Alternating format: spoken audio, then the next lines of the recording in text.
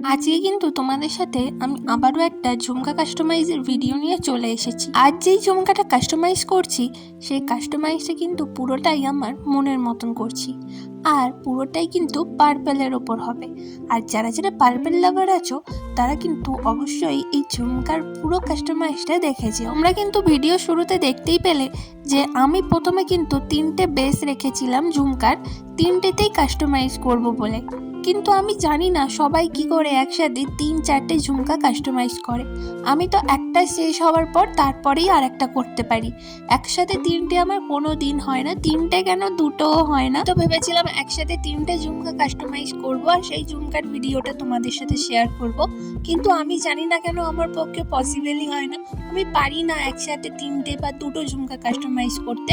তোমরা গোল্ডেন ঝুমকাটাও দেখলে যে ওটা আমার পুরোপুরি কাস্টমাইজ করা, ওটা আমি পুরো কাস্টমাইজ করে তারপরেই এটাকে শুরু করেছি। তো আজকের কাস্টমাইজটা কেমন হয়েছে অবশ্যই জানিও। আজকের জন্য এইটুকুই, টাটা।